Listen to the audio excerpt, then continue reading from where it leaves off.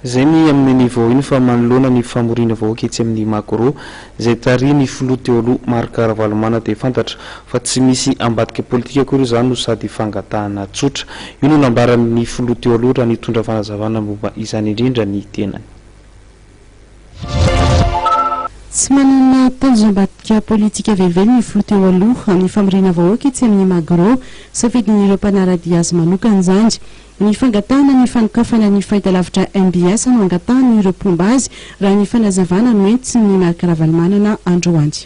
Nanana initiative andrareo mba miantso an'ilay MBS. Za tsy manana tanjona zany, tanjona mamaika azy zany zao dia hoe mba isiny filaminana zay ny tanjona. Ny teniteny eo izy hoe milaza hoe avoy za mihitsy zao dia iona mihitsy mangataka fiainana président hoe sokoafy io resaka MBS io fa tsy tombotsoany ihany.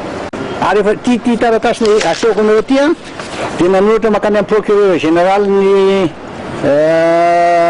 Cour suprême misy ny avocat zay manao azy hoe objectifany a doléance relative any procédure misy fanjakana ngeto Madagasikara misy tribunal dia amin'ny tribunal io mba misy fetrany ihany hoe ty zavatra ty angatahanay izay ampiasana azy efatra amin'ny 2011 ve reto dia mbola tsisy valiny ihany le fangatahana nefa ny conseil d'état dia misy koa ty le anankiray efa tamin'ny 2015 justice. Eo amin'ny solitenan'ny fiaonambe Europeana moa ny tenany atoatoka inona fa ho voaresaka ao ity raha MPS ity raha izay efa noresahany Marc Ravalomanana raha teo tamin'ny fivanianany tany Bruxelles Marco no mahakasika ny rahapirenena nanehoana ty filoha teo aloha ity efitra andro andy.